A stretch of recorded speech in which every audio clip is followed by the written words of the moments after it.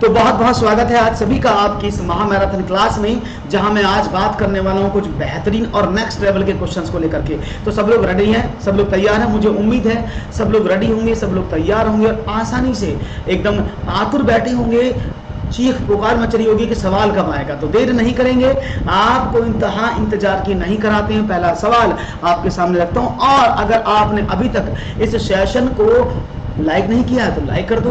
अगर आपने चैनल को सब्सक्राइब नहीं किया है तो जल्दी से चैनल को सब्सक्राइब कर दो और लाभ उठाओ। प्रश्न आपके सामने रख रहा हूं मैं। पहला प्रश्न है, एक छात्र है, एक छात्र को एक संख्या में 8/17 से गुणा करने के लिए कहा गया, लेकिन उसने संख्या में 8/17 से भाग कर दिया, तो उसका उत्तर उनसे 225 अधिक आया। वो संख्या क्या थी? सवाल बहुत सिंपल है। जल्दी से सेशन को लाइक करके और आगे भी शेयर करते रहें, जिससे कि और साथियों को भी मौका मिले।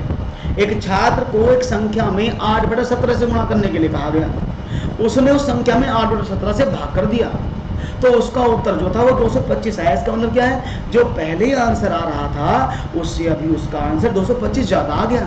वो संख्या क्या है? Choice is yours. क्वेश्चन आपके सामने है, चाहूंगा जवाब मिलेगा तेजी के साथ, और तेजी के साथ अपने उत्तर को आप चुनाव करके मुझे बताएंगे तो दैट्स वेरी नाइस। और मुझे उम्मीद है कि आपके सवाल बहुत अच्छे से आप आसानी से कर पाएंगे। प्रश्न आपके सामने है, क्वेश्चन आपके सामने है, देखते हैं जवाब क्या मिलता है। चलो मैं बता देता हूं, आप भी करना, मैं भी करता हूं। Good evening to everyone. देखो, हमने माना वो संख्या ए या एक्स कुछ भी मान सकते हैं। हमने वो संख्या मानी एक्स थी, यहां लिख लेते हैं। उसने कहा छात्र को उस संख्या में 8/17 से गुणा करने के लिए कहा गया। उसने क्या कर दिया? उसने ये काम ना करके उसने उस संख्या में 8/17 से भाग कर दिया, तो संख्या बन गई 17x/8, और यहां पर क्या बन गई संख्या?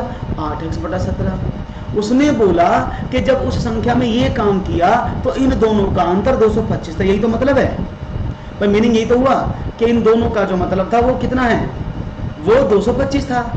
हो गया सवाल, यानी 17/8 लिख देता हूं, 17/8 माइनस 8x/17 किसके बराबर है? आपने कहा सर ये बराबर है 225 के। कोई प्रॉब्लम? कोई प्रॉब्लम नहीं होनी चाहिए, मुझे तो लगता है यहाँ पर कोई प्रॉब्लम नहीं होगी। अब क्या करें, आपने इसका एलसीएम ले डाला, और एलसीएम ले डाला तो अब काम बन गया। 17 8 136 होते हैं ना, तो आपने इसका एलसीएम 136 ले लिया। अब क्या हुआ? 8 में 17, 17 में 17 की गुणा करेंगे 289 x, 17 में करेंगे 8 8 64 x इज इक्वल टू 225। यानी अब अगर मैं 9 में से 4 गए 5, 8 में से 6 गया 2, 225 x is equal to 225 multiply by 136, और x is equal to what? 136 का डिवाइड कर दिया, इससे ये कट गया। 225 का डिवाइड कर दिया, इससे ये कट गया 225, तो यानी 136 वो संख्या थी। आसान सवाल था। तो राइट ऑप्शन क्या है? Option number C. बीबा कहा सी है, हाँ बिल्कुल बीबा, एकदम आपने सही कहा। Option number C is the correct answer. बहुत बढ़िया। तो ऐसे सवाल जो आपके सामने मैं ला रहा हूं, ये एग्जामिनेशन बेस्ड क्वेश्चंस हैं। इस तरह के सवाल आपको एग्जामिनेशन में आ चुके हैं पहले भी, तो इन सवालों को हम धैर्यपूर्वक और तसल्लीपूर्वक समझते चलेंगे। एक और सवाल आपके सामने रखते हैं, ये रहा। बहुत बढ़िया, सबने सीखा है। चलो, बहुत अच्छा खूबसूरत सवाल कहूंगा मैं इसको, बहुत ही ब्यूटीफुल सवाल है। 10वां सवाल है ये।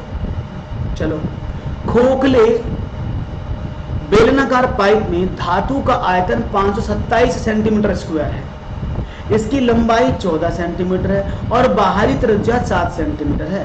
पाइप की मोटाई कितनी है? बड़ा सिंपल सवाल है। एक खोखला बेलनाकार आपके सामने बेलन रखा गया है, उसकी लंबाई के बारे में बात हो रही है। लंबाई दी हुई है, आपको इसकी रेडियस दी हुई है, बस आपको सवाल बताना है कि आपका सवाल क्या होगा। तो चलो देख लेते हैं और आपसे जानते हैं सवाल की खूबसूरत बातें। पहले मैं समझा दूं, सवाल बेसिकली समझेंगे कैसे, मैं बता देता हूं। ये एक बेलन है, खोखला बेलन है, तो मैं इसको खोखला बना देता हूं। ऐसे दिख रहा है ना आपको? ये एक बेलन है, ठीक है। उसने कहा इस बेलनाकार की बात करते हैं। अब इसका एक और बाहरी आवरण है, ऐसे करके उसको भी समझ लेना भाई। ऐसे दिख रहा है? तो ये बेलन जो इस तरह का है, उसने बोला इस बेलन की जो हाइट है, यहां से यहां तक की जो एच है वो कितना है, वो 14 है। और जो बाहरी त्रिज्या है, देखो दो तरह की त्रिज्या होती हैं, मैं इसको दूसरे कलर में समझाता हूँ। देखिए, एक रेडियस तो ये होती है जो आंतरिक त्रिज्या होती है यहाँ से यहाँ तक की, जिसको आप छोटा वाला आर बोल देते हैं। एक होती है बाहरी रेडियस, जिसको आप बोलते हैं ये वाला आर, जिसको ऐसे यहाँ से यहाँ तक होता है, इसको हम कैपिटल आर बोल देते हैं।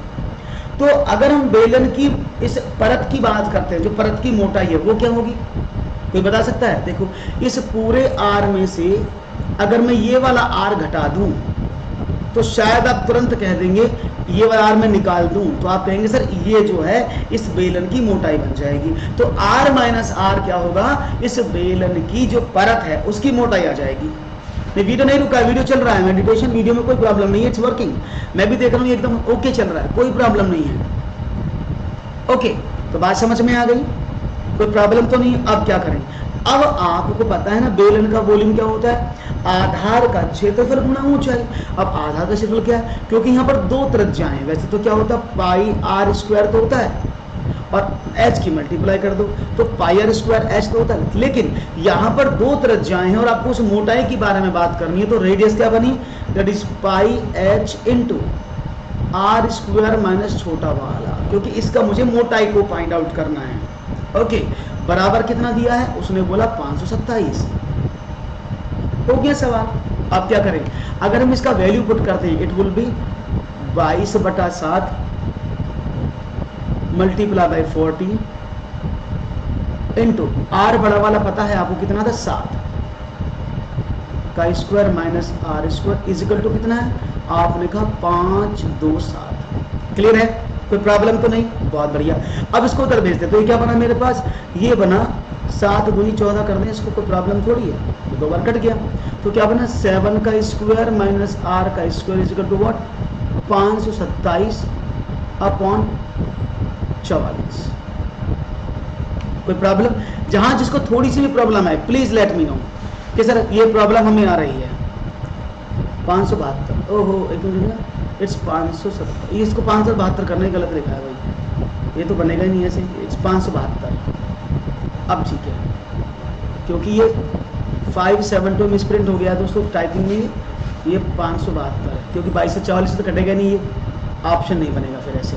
तो डिवाइड कर दें, जब आपने 5 और 11 से काटा, 11 चौक 44, 11 पंजे 55, बचे 2, 11 दूनी 22 और 4 से डिवाइड किया तो 13 चौके 52, यानी 7 का square minus r square is equal to 13 minus का आर स्क्वायर 13 माइनस का 49, 49 होते हैं ना, तो माइनस का r square is equal to कितना, 9 में से 3 गए 6, 36 माइनस का, तो आर स्क्वायर बराबर 36, तो आर बराबर क्या हुआ 36 का square root that is 6।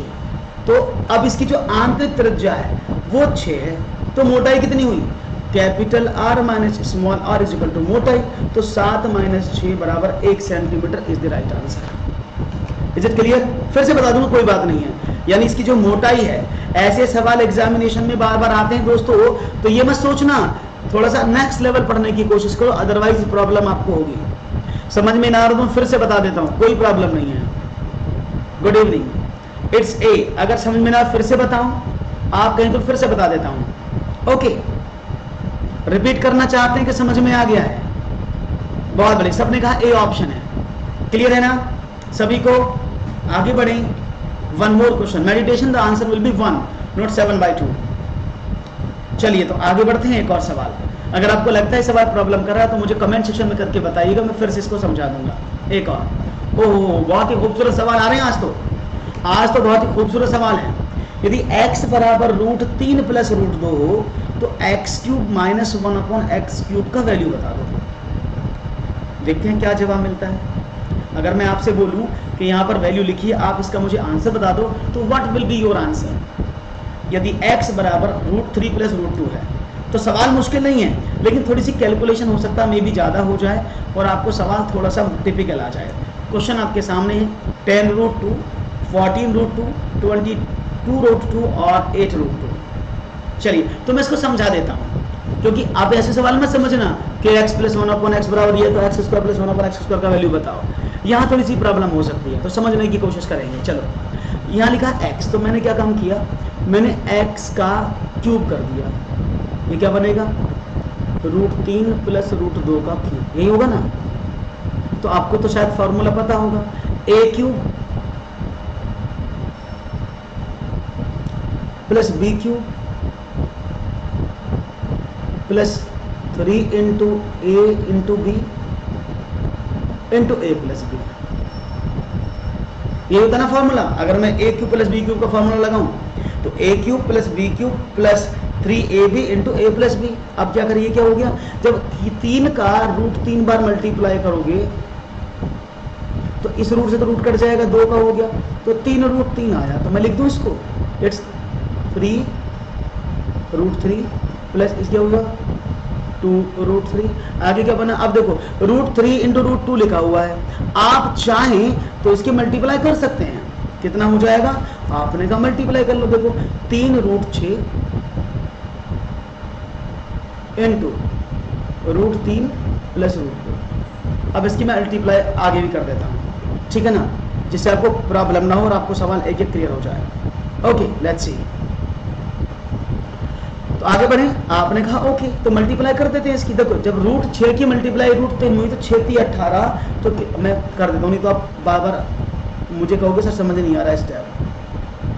2 √3 plus, देखो इसकी मल्टीप्लाई इस वाले में करेंगे तो 3 इंटू 6 और 3 18, इसकी करेंगे तो 3 √6 दूनी 12। अब इस √18 को मैं ओपन कर रहा हूँ, इधर दिखाता हूँ। √18 को अगर मैं ओपन करता हूँ तो 3 इंटू 3 इंटू 2 आ जाएगा ना, 3 बाहर निकल गया, तो कितना हो जाएगा 3 √2। अब मैं इधर लिख देता हूँ, तो इसके अंदर क्या हुआ 3 √3 प्लस 2 √3 प्लस 3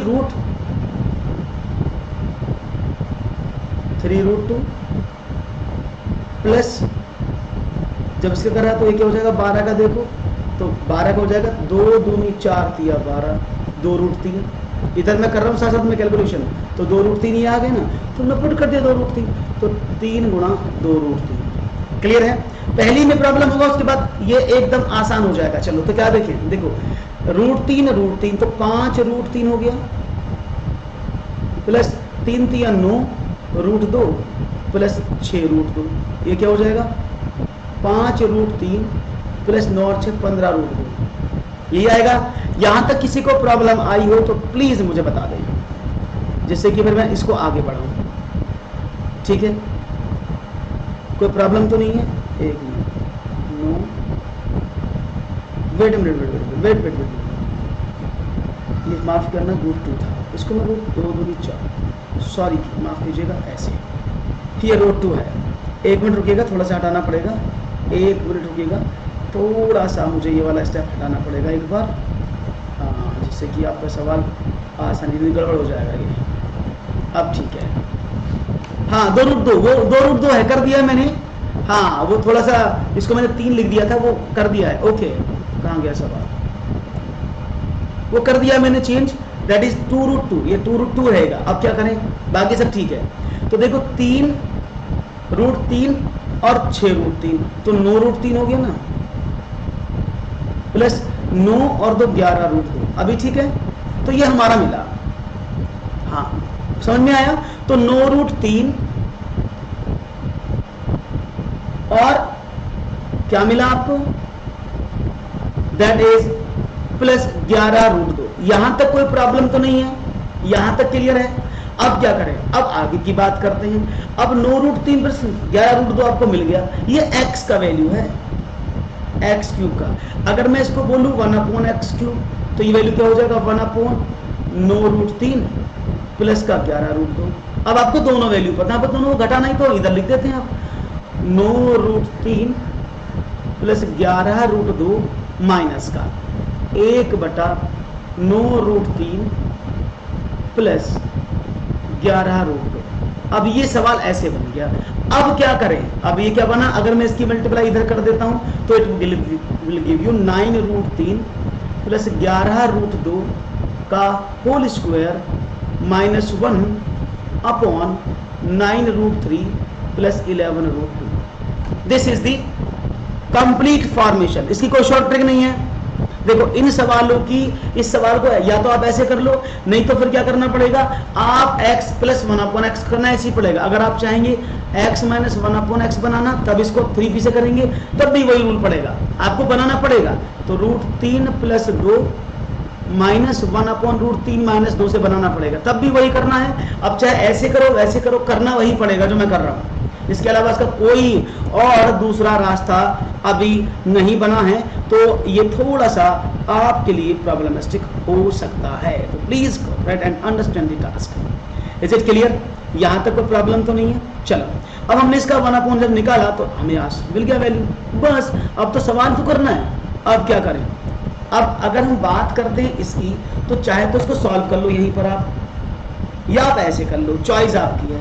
अगर इसको सॉल्व करोगे तो क्या करोगे, 9√3 मल्टीप्लाई बाई 9 11√2 माइनस माइनस की ऊपर नीचे मल्टीप्लाई कर दो। इसको क्या करने के लिए, इसको कॉन्जुगेट से मल्टीप्लाई किस लिए करते हैं, जिससे कि ये वैल्यू हमारी आसानी से कन्वर्ट हो जाए। तो ये क्या बन जाएगा, आपने कहा 9√3 a plus b a minus b, तो 981 प्लस का माइनस का क्या 121 दैट इज 22, तो ये 22√2 आपको देगा। गुड इवनिंग निधि, कैसी हैं? अभी क्लियर समझ में आ रहा है? यहां तक क्लियर? कोई भी डाउट हो तो यू कैन आस्क, या फिर आप इसका स्क्वायर ओपन कर लें तो ये क्या हो जाएगा, देखो 9×81 a स्क्वायर, इधर तो मेरा फोटो आ रहा है, इधर से हटा दूं अगर आप कहें तो, सवाल थोड़े से बड़े हैं आज, तो इसका स्क्वायर करें तो क्या हो जाएगा, मैं कलर चेंज कर लेता हूं जिससे आपको दिख जाए। हमने काम किया ओके, हमने इसको 9√3 का जब होल स्क्वायर किया, it will give you 9×81 plus का और मल्टीप्लाई 3, तो 3 एकम 3 अट्ठे 24, 243, तो ये हो गया, प्लस 11 121 दूनी 242, ये हो गया, माइनस आगे बढ़ा सकते हैं। अच्छा स्किप करना अच्छा होगा, नहीं आप कर सकते हैं ओके। तो एक टास्क है, इस सभी को आप सॉल्व कंटिन्यू करेंगे आगे जैसे मैंने स्टेप बताए हैं, और जल्दी से मुझे कमेंट सेक्शन में इसका सही उत्तर देंगे ओके। अब स्किप करने को बोलो तो मैं स्किप कर देता हूं, नेक्स्ट सवाल की तरफ बढ़ लेता हूं, लेकिन आगे इसको मल्टीप्लाई करना आपकी जिम्मेदारी है और मुझे चाहिए आपसे आंसर। एक और सवाल, चलो एक खूबसूरत सवाल है, देखते हैं इसको कौन करेगा। तो बड़ा आसान सवाल है, ऐसे सवाल एग्जाम में पेपर 2 में बहुत ज्यादा पूछे जाते हैं, इन पेपर 2 बहुत ज्यादा पूछे जाते हैं। अलजेब्रा का सवाल है, यदि 2a माइनस 3 का स्क्वायर प्लस 3b माइनस 4 का whole square plus 6c minus 1 का होल स्क्वायर बराबर 0 हो, तो आपको इसका वैल्यू बताना है ओके। चलो देखते हैं जवाब मिलता है। ऐसे सवाल थोड़े से टिपिकल तो होते हैं, लेकिन बहुत ही सुंदर वे में आप इनको कर सकते हैं। ये काफी खूबसूरत सवाल है, उम्मीद करता हूँ ये सवाल पर आप जवाब अच्छे से प्रतिक्रिया करके देंगे तो मुझे बड़ा अच्छा लगेगा। सवाल बड़ा ही आसान, उम्मीद कि दुनिया कायम और हम भी आप पर कायम कि आपका सवाल हमें बहुत अच्छे से मिलेगा ओके।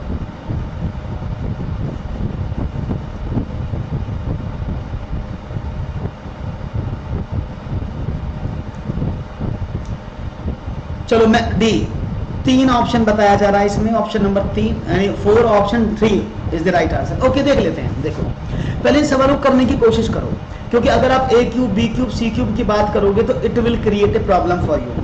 क्यों? क्योंकि जब आप इसको सॉल्व करोगे तो ये प्रॉब्लमिस्टिक क्या करेगा, क्योंकि आपको इनके फॉर्मूले ओपन करने पड़ेंगे और आप इनको एलिमिनेट नहीं कर पाओगे। तो इसका एक शॉर्ट ट्रिक बताता हूँ कैसे करते हैं। हम कोशिश करते हैं कि ये वैल्यू जो है ना 0 के बराबर आ जाए। वो कैसे आएगी, यानी अब मुझे a का वैल्यू ऐसा पुट करना है इसमें जिससे कि ये 0 बन जाए, मुझे b का वैल्यू ऐसा पुट करना जो कि ये 0 बन जाए, और मुझे c का वैल्यू ऐसा पुट करना कि ये 0 बन जाए, तो सब 0 हो जाएगा। बस यही दिमाग में रखना है। मैं कर चुका हूं प्लेलिस्ट, मैं तो आपको मैं शेयर कर चुका हूं, मैं तो 2 प्लेलिस्ट आपको शेयर कर चुका हूं, आपको नहीं मिली तो मैंने किसको शेयर कर दिया, मैंने तो प्लेलिस्ट शेयर किया दोनों, फिर कर देता हूं डोंट वरी। चलो तो 2a माइनस 3 का स्क्वायर प्लस 3b माइनस 4 का स्क्वायर, तो अगर देखो अगर मैं इसकी बात करता हूं 2a माइनस 3 बराबर, देखते रहो मैंने कहा 0 है, पुट करके बता देता हूं। तो 2a is equal to 3, a is equal to 3/2, यानी अगर आप इसमें 3/2 पुट कर दें तो 0 बन जाएगा कि नहीं बनेगा। देखो 2 इंटू 3/2 माइनस का 3 का होल स्क्वायर। 2 से 2 कट गया, 3 माइनस 3 0 बन गया ना। तो मैं ऐसी ही संख्याओं को पुट करके दिखाऊंगा आपको और हमारा सॉल्यूशन हो जाएगा। तो मैंने इसमें एक ही जगह पुट क्या किया 2/3। जैसे मैंने इसमें 3/2 पुट किया तो आपका आंसर आपके समक्ष आ गया। मैंने इसमें पुट क्या कर दिया, दैट इज 3/2। देखो 3/2 पुट करोगे तो सवाल मेरा हो जाएगा ना 3/2, 2 से 2 कट जाएगा, 0 बन जाएगा। ऐसे ही मैंने b का वैल्यू क्या पुट करूं, मैंने कहा माइनस का 4/3। क्यों किया मैंने माइनस का 4/3? अब देखो अगर मैं यहां पर प्लस का 4/3 पुट करता हूं, सॉरी 4/3, तो क्या होगा 3 × 4/3 माइनस का 4, तो ये भी 0 हो जाएगा। c का वैल्यू मैंने पुट किया इसमें 1/6। अगर मैं 1/6 पुट करता हूं, देखो 6 गुना 1/6 माइनस 6 कट गया तो बराबर 0। तो यानी ए बी सी के वैल्यू आपको तुरंत मिल गए। ए का वैल्यू 3/2 है, बी का वैल्यू आपको पता लग गया है कितना है, सी का वैल्यू भी आपको पता नहीं। ए बी सी का वैल्यू पता लगा, ए का वैल्यू कितना 3/2, बी का वैल्यू आपको पता लगा कितना है, ये भी पता लगा, सी का वैल्यू पता लगा। यानी आपको सारे वैल्यूज पता लग चुके हैं इस समय। ओके, अब क्या करें, अब बात आती है आगे। अगर मैं इन तीनों को ऐड करूं, for example a plus b plus c को ऐड करो तो क्या होगा 3/2 प्लस 4/3 प्लस 1/6, तो क्या बनेगा, इसे हम 6 ले लें इसका, तो 6 2 3 9 4 2 8 प्लस 6, तो ये आपके सामने बन जाएगा। 9 और 6 15 और 8 23, 2 3 6 3 3 9 3 2 6 4 2 8 6 कम 6 1, तो 9 और 1 10 और 8 18/6, तो आपको वैल्यू कितना मिला 3। तो a प्लस बी प्लस सी का वैल्यू कितना है, दैट इज 3। ये a प्लस बी प्लस सी का वैल्यू आया है, ठीक है ना। लेकिन मुझे किसका चाहिए, मुझे तो कुछ ज्यादा बड़ा वैल्यू चाहिए ना। हाँ, लेकिन अब सवाल को समझना, क्योंकि a प्लस बी प्लस सी का वैल्यू 3 था। फॉर एग्जाम्पल अगर मैं यहाँ पर प्लस कर देता, सवाल भी है मेरा माइनस की जगह, ये मेरा प्लस सवाल है, वैसे ये प्लस लिखा हुआ है ऐसे, तो मेरी वैल्यूज क्या होती, आप नहीं सर वैल्यूज बदल जाती है हमारी। तो उसको भी एक बार देख लेते हैं जरा, जिससे कि आपका सवाल मैं और भी इजी करा पाऊं और आपको कॉन्सेप्ट क्लियर हो जाए। ओके,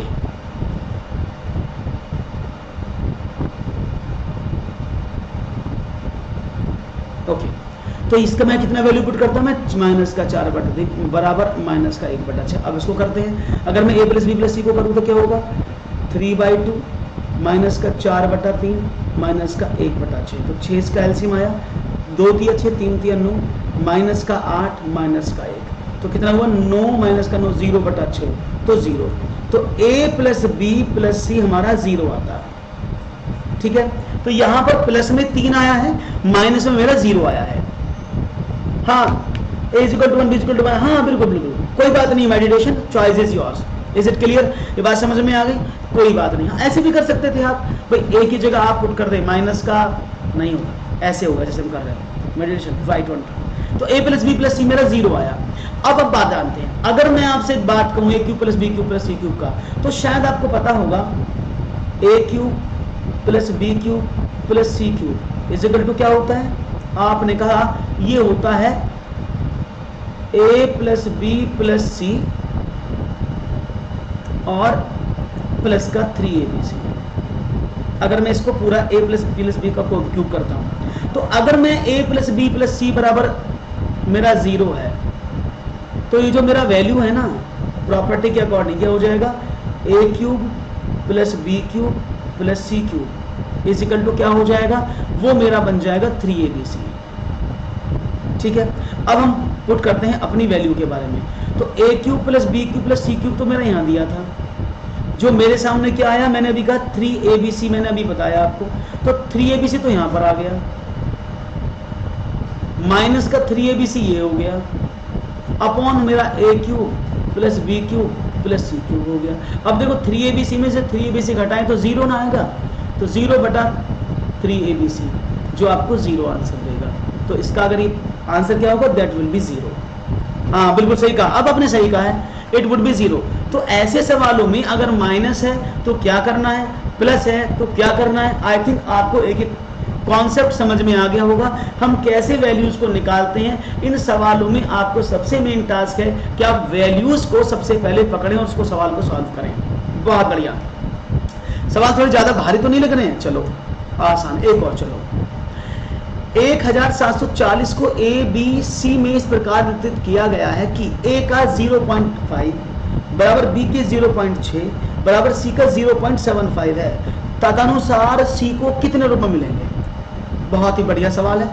उम्मीद करता हूँ ये सवाल थोड़ा सा रेशो का है, थोड़ा सा आपको जरूर समझ में आएगा। क्वेश्चन आपके सामने है और मैं चाहूंगा जवाब दें। प्रश्न आपके सामने है कि भाई ए का 0.5% बी के 0.6% के बराबर है बराबर सी के 0.75 के बराबर है। तीनों बराबर है लेकिन लिखा हुआ वैल्यू क्या है ये आपको पता है। अब मुझे बताना है कि ए बी सी के में जो हमारा सी को मिला है वो कितने रुपए मिले हैं।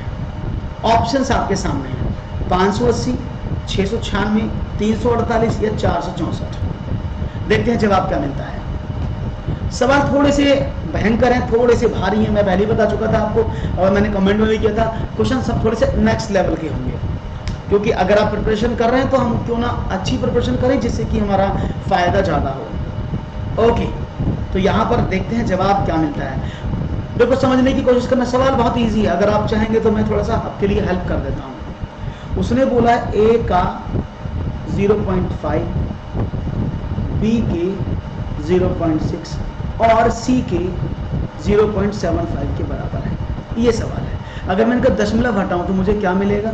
अगर मैं इनको दशमलव से पूरा कंप्लीट करूं तो क्या होगा? a गुणा 5/10। भाई अगर मैं 0.5 का दशमलव हटाऊं तो 5/10 ही तो आएगा। ये क्या हो जाएगा? b गुणा 6/10। ये क्या हो जाएगा? c गुणा 75/100। यही आएगा ना? दिन में भी करा देता हूँ, डोंट वरी, जिससे कि आपको समझ में आ जाए। इसको डिवाइड करते हैं। ये क्या हुआ? आपने कहा 1/2, 3/5। ये क्या हुआ? 25 3 75, 25 3400। तो ये मुझे कुछ इस तरह से मिला, a/2 is equal to b into 3/5 is equal to c into 3/4। शायद आपको पता हो कि अगर रेशोज बराबर होते हैं, अगर कोई वैल्यूज बराबर होती हैं तो ए बी सी के नीचे जो वैल्यू होता है ना वही उसका रेशो बन जाता है। शायद आपको पता हो। अगर आपको ये याद है कि अगर मैं लिखूं कि भाई 2a is equal to 3b is equal to 4c, या मैं लिखा a/2 बराबर b/3 बराबर c/4, तो ये a और b और c के रेशो ही लिखे हैं नीचे, है ना। तो मैंने वही काम किया, मैं इसको ऐसे कन्वर्ट कर दूं। मैंने a को लिखा 1/2, इसको क्या लिखा मैंने? इसको मैं लिख सकता हूँ b/5/3, क्योंकि जब 3 ऊपर जाएगा तो 3 की गुणा हो जाएगी ना, और c/4/3 ऐसे कर सकते हैं ना। भाई बात तो वही है ना। अगर मल्टीप्लाई करोगे, डिवाइड करोगे इसमें, तो ये ऊपर चला जाएगा, 3 वैल्यू वही आएगा। तो मुझे रेशो मिल गए। रेशो क्या मिला? a का रेशो तो 2 मिला। अगर मैं a ratio b ratio c की बात करूँ तो a का रेशो कितना? 2, b का रेशो कितना? 5/3 और c का रेशो कितना? 4/3। अगर मैं इसका एलसीएम लूँ 3 तो क्या होगा? आपने कहा 3 एलसीएम लिया, इधर दिखा देता हूँ, 3 एलसीएम लिया, यहाँ क्या होगा? 3 दूनी 6 रेशो 5 रेशो 4। बिल्कुल सही कहा आपने, मेडिटेशन, बहुत बढ़िया। तो राइट, इसका रेशो क्या हुआ? अब मैं सबको हटा रहा हूँ। ये प्रोसेस समझ में आ गया होगा सबको। मैं इसको सबको एलिमिनेट कर रहा हूँ, जल्दी से करिएगा। एलिमिनेट कर दूंगा इसके नो। ओके, तो रेशो मिला 6 5 4। यानी इसके अकॉर्डिंग जो हमने क्वेश्चन किया है उसके अकॉर्डिंग सवाल क्या हुआ कि a ratio b ratio c कितना है? 6:5:4। और शायद अब आपको 1740 रुपए को बांटने में कोई प्रॉब्लम नहीं होगी। कर सकते हैं ना? तो क्या करेंगे? 1740 गुना c का शेयर था 4, और टोटल देखिए 6 और 4 तो 5 15 से डिवाइड कर दें। 15 एकम 15 24, 15 एकम 15, 15 छक्का 90, 4 छंग 24, 4 एकम 4 और 2 6 और 4 एकम 4, 464 रुपए उसका टोटल जो है मिलेंगे। क्लियर है? सवाल थोड़ा सा अटपटा है, थोड़ा सा मतलब गंभीर मुद्रा में है। कोई प्रॉब्लम नहीं है। इस गंभीर मुद्रा को भी आसान मुद्रा में लाएंगे जब आप लगातार पढ़ेंगे तो ये सवाल आपको आसानी से हो जाएंगे। तो एक और इसी तरह का जैसे कहते हैं ना, रोज रोचक सवाल, रोमांचक प्रश्न आपके सामने रखता हूं। उम्मीद करता हूं ये रोमांचक सवाल भी आपको बहुत अच्छे से उत्तर देकर जाएगा। ओके चलो, तो रोमांचक सवाल के लिए तैयार हो? कह रहे हो सर ऐसे कैसे रोमांचक सर, आज तो सवाल ही मुश्किल हो रहे हैं, आज सारे सवाल गलत होते जा रहे हैं, है ना। चलो एक और, मैंने कहा था थोड़ा सा टफ किया है, चलो देखते हैं। 3 संख्याएं ऐसी हैं कि पहली 2 संख्याओं का औसत 2 और अंतिम 2 संख्याओं का औसत 3 है। पहली और अंतिम संख्या का औसत 4 है, तो उन तीनों संख्याओं का औसत किसके बराबर है? 3 numbers are such that the average of first 2 numbers is 2 and the last 2 numbers is 3 and the average of first and last number is 4. Then what is the average of those 3 numbers?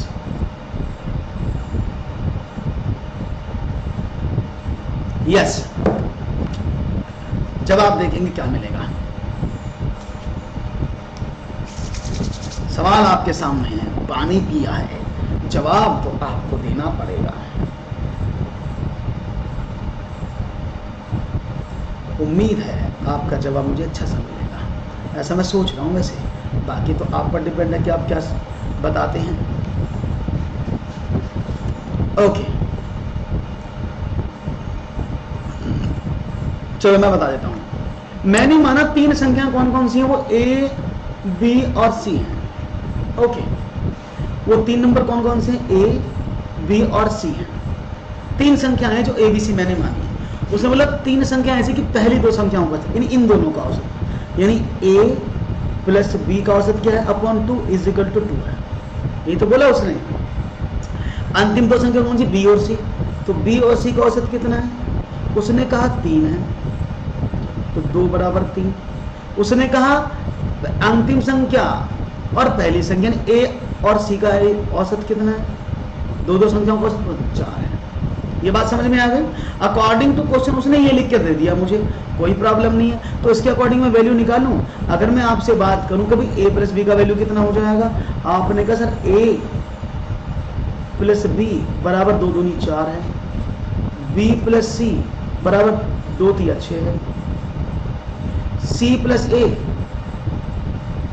कितना, वो 8 है। अगर मैं सबको जोड़ दूं, अगर मैं सबको ऐड कर दूं, चलो ऐड करके देखते हैं क्या आता है। आपने कहा ऐड कर दो, तो मैंने देखा a plus b plus b plus c plus c plus a is equal to कितना? उसने कहा 4 प्लस 6 प्लस 8, है ना। अब क्या करें, सबको जोड़ें। आपने कहा जोड़ दो, तो क्या करें, एक ए के 2 a plus 2b plus 2c is equal to कितना हुआ? 18। और आप कह सकते हैं a plus b plus c into 2 is equal to 18, यानी a plus b plus c is equal to कितना? 18 अपॉन 2 दैट इज 9। तो यानी a b और c अगर तीनों को जोड़े तो 9 आता है। ये तीनों का योग है। और किसी संख्या का औसत क्या होता है? कुल योग बटे कुल संख्या। अब संख्या कितनी है? अगर मैं इस 3 संख्याओं का औसत निकालूं तो कुल योग कितना है? 9। कुल संख्या कितनी है? 3। डिवाइड कर दें, दैट इज 3। तो उन तीनों संख्याओं का जो औसत होगा वो 3 होगा, जबकि उनका योग जो होगा वो 9 होगा। Is it clear? समझ में आया? ये तो आसान था, इसमें तो आनंद आया, है ना सर। इसमें तो कुछ अच्छा सा लगा, फीलिंग बेटर। पहले वाले सवाल तो पता नहीं कहाँ से लाए आप निकाल के, समझ में नहीं आ रहा है। चलो एक और सवाल, अब की और एक आसान सवाल देता हूँ, उसको देखते हैं उस सवाल को कैसे करते हैं। Okay, so all of you are ready ना? Okay let's start. एक और सवाल, यदि किसी बस की चाल किसी सामान्य चाल से 5 किलोमीटर प्रति घंटा अधिक कर दी जाए, नहीं कोई बस थी, उसकी जो चाल थी सामान्य वो चल रही होगी अपनी चाल से, अगर मैं उसकी चाल को 5 किलोमीटर ज़्यादा कर दूं, प्रति घंटे ज़्यादा बढ़ा दूं, तो ये 300 किलोमीटर की यात्रा तय करने में 2 घंटे समय कम लगाती है। तो 5 किलोमीटर की यात्रा को तय करने में पहले जो समय लगाती थी अब वो 2 घंटे कम लगाती है। अब आपको बताना है बस की चाल क्या है, सामान्य चाल क्या है। तो देखते हैं आपका जवाब क्या मिलता है। तो देख लेते हैं, मैं इसको बेसिक से समझा देता हूँ। यदि किसी बस की चाल इसकी सामान्य चाल से 5, तो पहले हमने माना जो बस की चाल है वो यहाँ से यहाँ तक के डिस्टेंस को कवर कर रही थी, जो 300 किलोमीटर है, डिस्टेंस सेम है। मैंने माना बस की जो चाल है वो x किलोमीटर है, उसमें 2 घंटे लगाए ना, तो यानी उसका मतलब क्या है, जब बस अपनी सामान्य चाल से चल रही थी, जब अपनी नॉर्मल स्पीड से चल रही थी, उसमें लगने वाला समय, और जब बस की चाल को 5 किलोमीटर बढ़ा दिया गया, उसमें लगने वाला समय का अंतर 2 घंटे है। यही तो मतलब हुआ, उसका यही तो हुआ। ओके, कोई प्रॉब्लम नहीं है। तो अगर मैं बोलूं बस की सामान्य चाल में कितना समय लगा होगा, आपने कहा सर दूरी बटे चाल होता है, दूरी कितनी है 300, तो अगर मैं t1 की बात करता हूं, जो t टाइम लगा बस को, तो 300 बटा x लगा। अच्छा, अगर आपने इस चाल को 5 किलोमीटर बढ़ा दी तो x में अपने 5 और जोड़ दिया, अब कितना समय लगा होगा, आपने बोला सर अब जो समय लगा होगा 300 मीटर की डिस्टेंस की स्पीड होगी x + 5। अब क्या हुआ, यानी पहले वाला जो समय था वो 300 बटा x था, बाद वाला समय जो था वो 300 बटा x + 5 था। अब मुझे बताओ, अगर मैं इन दोनों टाइम को घटाऊं तो 2 घंटे आना चाहिए, यही तो मतलब है। अगर मैं इन दोनों टाइम्स को घटा दूं तो मेरा कितना आना चाहिए, आपने कहा सर 2 घंटे आना चाहिए, तो मैंने इन दोनों को टाइम्स को घटा दिया, है ना। चलो देख लेते हैं अब इन दोनों टाइम को घटाने के बाद मुझे क्या मिलता है, लेट्स सी। तो मैंने किया भाई t2 - t1 = 2 घंटे है, ये जो सवाल है।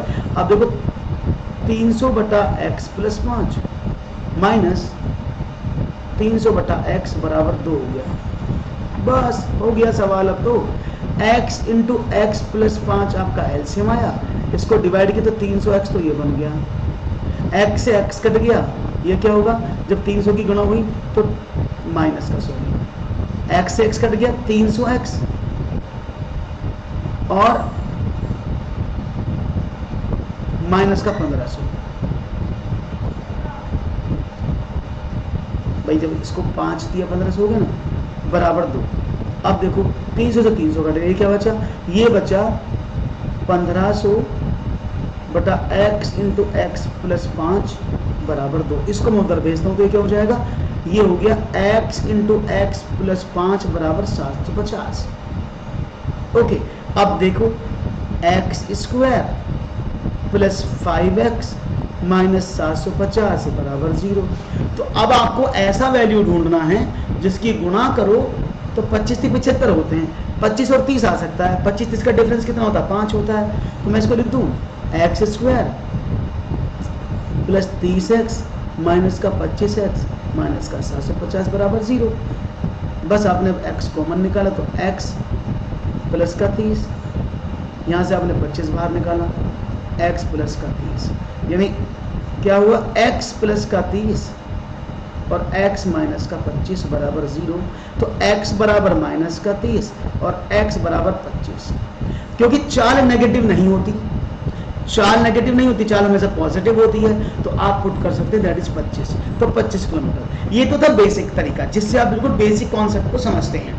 अब बेसिक के बाद अगर आपको सीधा ऑप्शन से उठाने की बात की जाए तो आप कैसे करोगे, अगर मैं सीधा ऑप्शन से उठाने की बात करूं तब कैसे करोगे, तो देखो सिंपल सी थ्योरी है, इसको तो मैं हटा रहा हूं, तो समझ में आया होगा, पूरा स्टेप बाय स्टेप मैंने समझाया है। देखो तब कैसे करेंगे, एक बस की चाल थी, देखो 300 किलोमीटर की यात्रा वो पूरी कर रही थी, मैंने पहला ऑप्शन लिया, अगर मैं 300 किलोमीटर में 25 का डिवाइड करता हूँ तो 6 घंटे लगते हैं। ये बात समझ में आ गई, मैं 300 में 25 का डिवाइड कर 6 घंटे लगे, कुछ नहीं किया मैंने। उसने बोला अगर बस की चाल 5 किलोमीटर ज्यादा होती तो बस की चाल कितनी होगी, दूसरे केस में 25 + 5 30, तो घंटे कितने लगे, मैं पहले चाल थी 25 को 25 6 दूनी 12 घंटे, माफ कीजिएगा इस 12, अगर तीसरे तो 10 घंटे। तो देखो क्या हुआ आगे ना, कि पहली वाली चाल से 12 घंटे लग रहे थे, दूसरी वाली चाल से 10 घंटे लग रहे थे। अगर दोनों चालों का अंतर देखा जाए 2 घंटे कम लगे ना, तो यही आंसर हो जाएगा। आप ऐसे भी निकाल सकते हैं, 30 को देखो लेके करता हूं मैं, अगर मैं 300 की बात करता हूं, 300 में 30 का डिवाइड किया तो पहली वाली चाल से लग रहे थे उसको 10 घंटा, आपने चाल को बढ़ा दिया 300 बटा 35 हो गया, अब नहीं आएगा यहाँ पर 8 घंटा कभी भी। तो आप इस तरह से भी क्वेश्चन के आंसर को ढूंढ सकते हैं। Is it clear? तो आप ऐसे भी कर सकते हैं सवाल को, और बाय डिफॉल्ट जो मैंने आपको बेसिक से बताया वैसे भी कर सकते थे। और इसके बेहतरीन शॉर्ट ट्रिक्स को जानने के लिए कि इन सवालों को शॉर्ट ट्रिक से कैसे करते हैं, यू कैन फॉलो मी, और मैं आपको एक एक स्टेप एक चैप्टर को डिटेल में बाय मेथड करा दूंगा। एक और सवाल, 3 के तीन क्रमागत गुणज संख्याओं का योग 99 है, ये गुणज होंगे, यानी the sum of 3 consecutive multiples of 3 number is 99, these will be what, ये मल्टीपल जो होंगे वो क्या होंगे। इसको तो बता दे तो बड़ा आसान है भाई, इसमें तो कोई दिक्कत नहीं होनी चाहिए, ये तो आसान है, इसको बताने में शायद आपको समस्या ना आए और आपका आसानी से जवाब मुझे मिल जाए, ऐसा मुझे लगता है।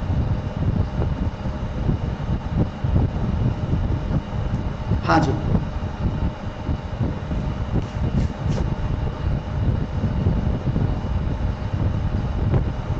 तो देखते हैं जवाब क्या मिलता है। क्या ए ऑप्शन दिया जा रहा है। ओके, 3 के 3 गुणज हैं जिनका टोटल 99 है। अब आपको यह बताना है कि वो 3 के 3 गुणज जो होंगे वो कौन कौन से होंगे। हालांकि सारे ही एक जैसे हैं, लेकिन आप समझ लो 3 के 3 गुणज वो भी क्रमागत लगातार। पहली बार तो समझो इसका मीनिंग क्या है, 3 के डिफरेंस से लगातार 3 नंबर कौन से हैं। अब देखो 24 के बाद 33 लगातार नहीं है, 32 से 33 34 से 3 के मल्टीपल नहीं है, 32 के आगे 3 का मल्टीपल नहीं है, वो 1 का डिफरेंस है, तो 3 का मल्टीपल नहीं है, ये भी गलत है। इसको देखो 30 में 3 का डिफरेंस होना चाहिए, ऐसे तो आंसर यही था, ऑप्शन नंबर सी। ये 3 क्रमागत गुणज नहीं है, 3 के 3 क्रमागत गुणज है, यानी 3 का डिफरेंस होना चाहिए। ऐसे नहीं, ऐसे तो आप गलत कर दोगे। जैसे मैं आपको एग्जांपल देके बताता हूँ। फॉर एग्जांपल मैंने माना पहली संख्या x है, दूसरी संख्या होगी x + 3 और x + 6, यही तो होगी। अगर मैं 3 के 3 मल्टीपल की बात करता हूँ तो यही नंबर तो आएंगे भाई। पहला नंबर 3x, दूसरा नंबर 3x + 3, क्योंकि 3 के मल्टीपल 3x + 6। क्लियर है। अब अगर मैं इन सबको जोड़ दूँ तो 3 3 6 3 9x + 9 बराबर 99 आना चाहिए। तो 9x = 90, x = 10, है ना। तो पहला वाला गुणन क्या हो जाएगा, 3 × 30, x का वैल्यू 10 है ना, दूसरा क्या हो जाएगा 30 और 3 33। तो आप सवाल को बस समझने की कोशिश करें। अगर आप प्रश्न को समझ लेंगे तो एक बार में समझ में आ जाएगा कि इसमें यही तो कंफ्यूजन है कि वो क्रमागत क्या है, वो 3 के हैं, यानी सम ऑफ 3 consecutive multiple of 3, तीनों ही 3 के मल्टीपल हैं। तो 32 3 का मल्टीपल नहीं होता, नहीं 34 3 का मल्टीपल होता है। ओके, समझ में आया। एक और अच्छा सा सवाल, चलो। सीमा 1 घंटे में किताब का 1/5 भाग पढ़ती है, तो 2 सही 1/3 घंटे पढ़कर वो सो जाती है, तो किताब का कितना भाग पढ़ने को शेष बचा। ये सवाल एग्जाम में आया हुआ है। सीमा 1 घंटे में किताब का 1/5 भाग पढ़ती है, यदि वह किताब को 2 सही 1/3 घंटे में पढ़कर सो जाती है, तो किताब का कितना भाग पढ़ने को शेष बचा है। देखते हैं जवाब क्या मिलता है।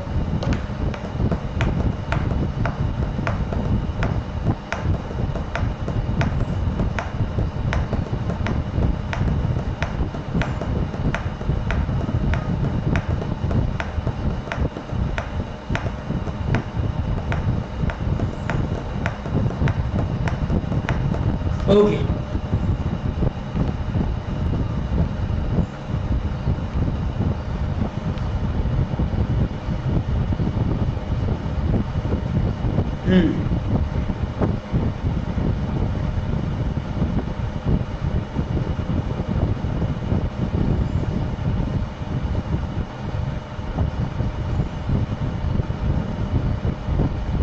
ओके, तो देखते हैं जवाब क्या मिलता है। ओके, सब 7/15। देखो समझ लो, सीमा 1 घंटे में किताब का 1/5 भाग पढ़ देती है 1 घंटे में, तो भाई 2 3 6 और 1 7/3 घंटे में वो कितना पढ़ लेगी भाई। 2 3 6 7/3 घंटे में, जब वो 1 घंटे में 1/5 भाग पढ़ती है, तो वो 7/3 घंटे में कितना पढ़ेगी, आपने गुणा कर दिया 1/5 में, तो 7/15 भाग पढ़ती है। तो वो इतने घंटे में 7/15 भाग पढ़ के सो गए। मतलब कितना भाग शेष है, तो बस 15 में से 7 तो पढ़ लिए, कितने बचे, 8 भाग बचे ना। तो राइट ऑप्शन होगा ए, ना कि बी। तो आपने गलत जवाब कर दिया दोस्तों। यही तो बस थोड़ी थोड़ी सी आप गलती करते हैं, इसी वजह से आपके सवाल गलत हो जाते हैं। बाकी कोई और दिक्कत नहीं है, बाकी और कोई टेंशन नहीं है। बस यही टेंशन है कि आप जब सवाल को करते हैं तो थोड़ा सा ऐसे कर देते हैं कि 7/15 तो पढ़ के सो गई। सवाल में पूछा कितना भाग पढ़ने को शेष बचा है, रिमेनिंग पार्ट कितना है, तो आप एक भाग में से 7/15 निकालेंगे तब भी आपको 8/15 ही मिलेगा। तो राइट ऑप्शन था 8/15, ना कि 7/15। क्लियर है? हाँ रुचि, वेरी गुड, बढ़िया। आज नेट स्लो है, ओके कोई बात नहीं, नेट तो चलता रहता है, ये तो नेट की कहानी है, कभी कम कभी ज़्यादा, उसकी कोई टेंशन नहीं। चलो एक और सवाल खूबसूरत सा, देखते हैं जवाब क्या मिलता है। सब लोग रेडी रहना। चलो, वर्ष 2003 का प्रथम दिन बुधवार था, वर्ष 2005 का अंतिम दिन कौन सा होगा? वर्ष 2003 का प्रथम दिन बुधवार था, वर्ष 2005 का अंतिम दिन कौन सा रहेगा? शुक्रवार, शनिवार, रविवार, बुधवार या शनिवार? तो देखते हैं आपका जवाब क्या है। बहुत ही कूल सवाल है और मैंने कैलेंडर आपको बहुत अच्छे से पढ़ाया हुआ है और बहुत अच्छे से समझाया हुआ है कि कैलेंडर को कैसे करते हैं। उम्मीद करता हूं आपके जवाब मुझे अच्छे से मिलेंगे और अच्छे से आएंगे। ओके,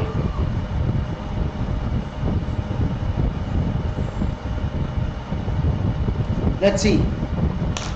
फ्राइडे सबसे मुझे तेज आंसर मिला है, फ्राइडे। चलिए बहुत अच्छी बात है, तो उन्होंने फ्राइडे मुझे बोला है एक मेडिटेशन ने। ओके बढ़िया।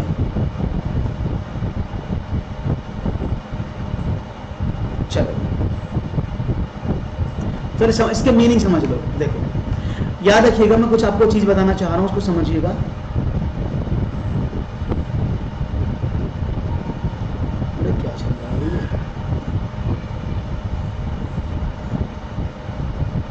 ओके समझिएगा, वर्ष 2003 का। अब पहले समझो, अगर साधारण वर्ष की मैं बात करता हूं,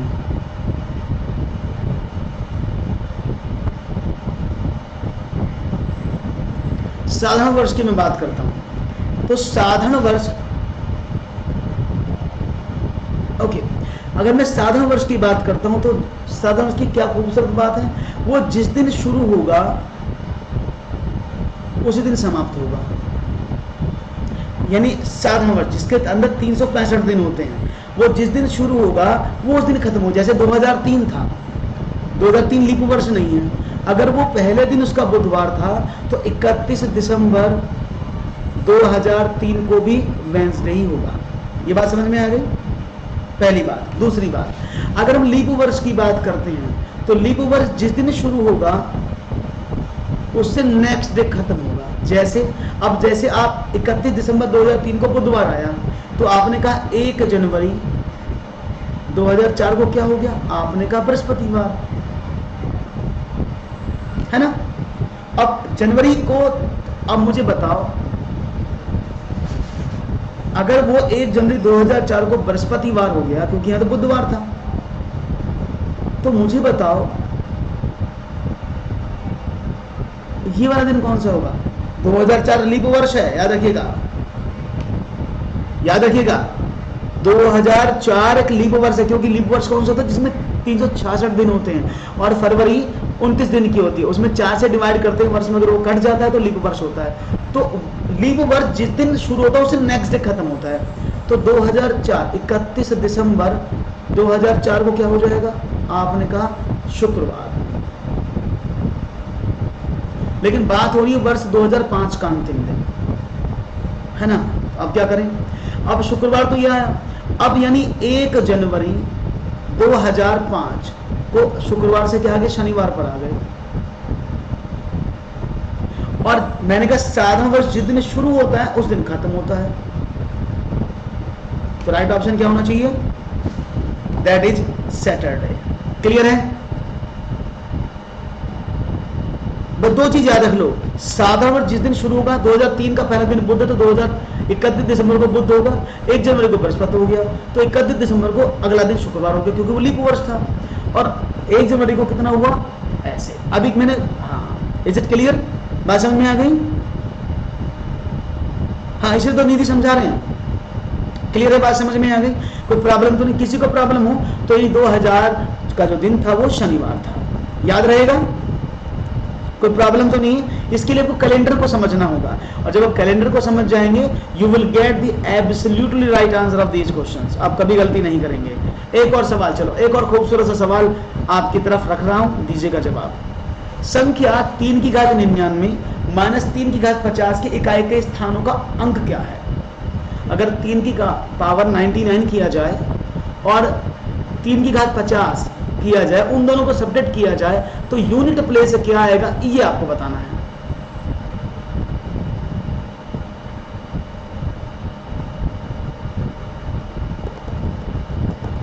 अनअकैडमी कैलेंडर हो गया, दोबारा करा देंगे, डोंट वरी, आप टेंशन मत लो, हम दोबारा करा देंगे, चिंता की कोई बात ना रखें, ठीक है ना।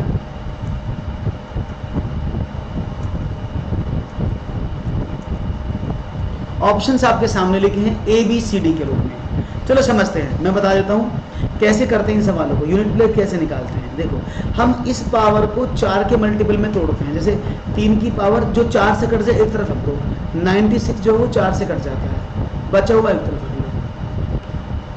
ऐसे यहाँ देखें, 3 की पावर 50 है तो 50 को देखिए 3 4 से कटने वाली संख्या कितनी होती है, आपने कहा 48, बचा हुआ एक तरफ रख दो। तो एक तरफ 4 से कटने वाली पावर रख लो, एक तरफ बिना कटने वाली जो बच जाए। अब किसी भी ऑड नंबर की पावर 4 या 4 का मल्टीपल होता तो उसका यूनिट प्लेस 1 होता है। अब 3 की पावर 3 कर तो 27, ऐसी 3 की पावर 48 कितना हुआ, 1 इंटू 9, तो 27 में से 9 घटा दो, दैट इज 8 यूनिट प्लेस। वैसे 18 बचेगा, इकाई का अंक क्या है 8, राइट ऑप्शन क्या हो जाएगा, इट्स 8। क्लियर है भाई, समझ में आ गई बात? कोई ऐसा मेरा साथी जिसको समझ में ना आ रही तो please let me know. Clear है? हाँ बिल्कुल, ऑड की पावर यही होती है, आपको समझना पड़ेगा इन चीज़ों को, तभी आप चीज़ों को अच्छे से कर पाएंगे, नहीं तो ये प्रॉब्लम आपको होगी बार बार जब आप सवाल करेंगे। अभी समझ में आया है ना? बहुत बढ़िया, अब आगे बढ़ें, नेक्स्ट क्वेश्चन की तरफ बढ़ जाएं भाई, अगर आप कहें तो। क्लियर है? एक और सवाल ले लिया जाए।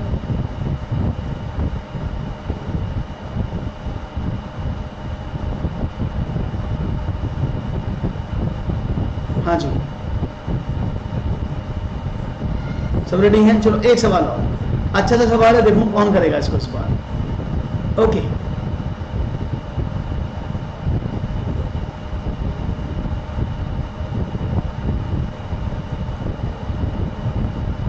ओके, दो संख्याओं का योगफल तथा गुणनफल क्रम से 11 और 18 है, तब इन संख्याओं के व्युत्क्रमों का योग क्या होगा? दो संख्याओं का योगफल तथा गुणनफल क्रम से 11 और 18 है, तब इन संख्याओं के व्युत्क्रमों का योग होगा। The sum and product of two numbers are 11 and 18 respectively. Then the sum of the reciprocal of these numbers will be what? देखते हैं जवाब क्या मिलता है।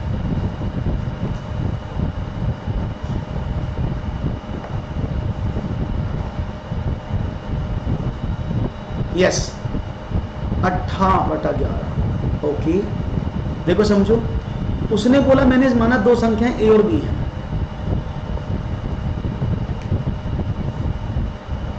कि ए और बी है। उसने बोला दो संख्याओं का योग, अगर मैं इन दोनों को जोड़ता हूं तो कितना है, आपने कहा 11, इन दोनों की गुणा करता हूं तो 18। क्लियर है? इन संख्याओं के व्युत्क्रमों का योग। अब व्युत्क्रम क्या करें, यानी वो पूछे 1/a प्लस 1/b का वैल्यू क्या है, तो आपने इसका एलसीएम लिया, ए बी आया, ए से ए कटा तो बी प्लस का ए। आप कह सकते हैं a plus b upon a b, इसका वैल्यू पूछा जा रहा है, a plus b upon a b का वैल्यू आपसे पूछा जा रहा है, तो आपने कर दिया, ए प्लस बी कितना 11 और ए बी कितना 18, इट विल बी 11/18। नहीं तो अब इसको यहाँ, अगर आप सवाल जानते हैं तो सीधा यहाँ से भी कर सकते थे कि जब भी दो संख्याओं के व्युत्क्रमों का योग होता है तो हमेशा आंसर क्या होता है, योग बटे गुणा, ऐसे। तो यानी 11/18 इसको आप डायरेक्ट भी कर सकते थे, अगर आपने इसको पहले समझा होगा, पहले पढ़ा होगा। नोट 18/11 नहीं होगा, कादम्बिनी थोड़ा चेंज करिएगा, इट्स 11/18। ओके, बात समझ में आ गई सबको? उम्मीद करता हूं सबको समझ में आई होंगी बातें। तो भाई अगर बात समझ में आ गई तो सेशन को कर दो लाइक, शेयर और सब्सक्राइब और आगे बढ़ा दो, जिससे कि आप सभी दोस्तों को ये वीडियो पहुंच जाए और आप सभी लोग डेली अच्छी से अच्छी क्लासेस ले पाएं। शुक्रिया, धन्यवाद आपका जुड़ने का। फिर से हाजिर हो जाऊंगा नेक्स्ट सेशन में इसी समय पर, तब तक के लिए दीजिएगा इजाजत। नमस्कार, धन्यवाद, शुक्रिया, and don't forget to subscribe our channel.